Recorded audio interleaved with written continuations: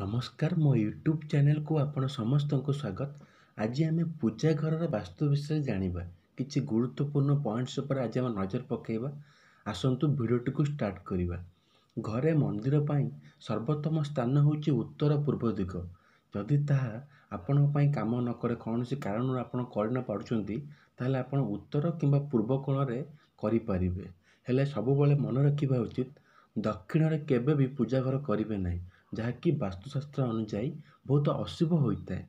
Second point है प्रार्थना करने बेले आपण उत्तर किंबा पूर्व आड़ को मुँह कर बसवा उचित, जहाँकि वास्तुपाई बहुत भल होता है। एक कथा आपण मन रखा उचित। आउ थर्ड पॉइंट है पूजा कोठरी को एक पहाचा तले किंबा बाथरूम कांथ सह लगाई रखंतु नहीं, यह अशुभ बोली मानि थाउ आमे।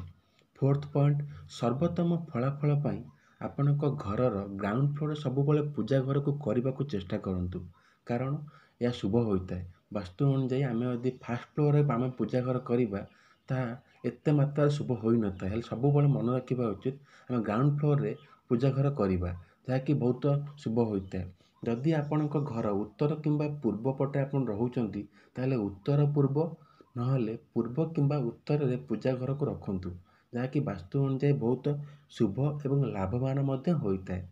ये सब तथ्य आप सब मन रखा उचित जितेबाला आप वास्तु अनुजाई घर तैयारी करछंती। ये सब तथ्य आप मन रखा उचित।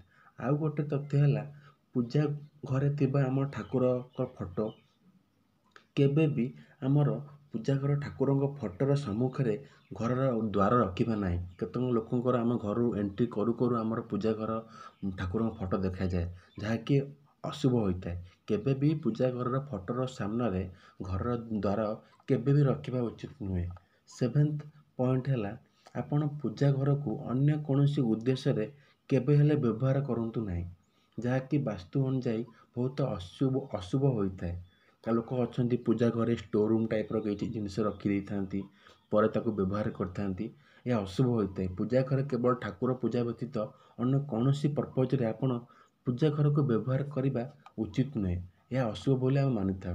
नंबर 8 पॉइंट है निश्चित करंतु जे पूजा कोठरी कबाट आउ झरका उत्तर किंबा पूर्व को रहिबा दरकार।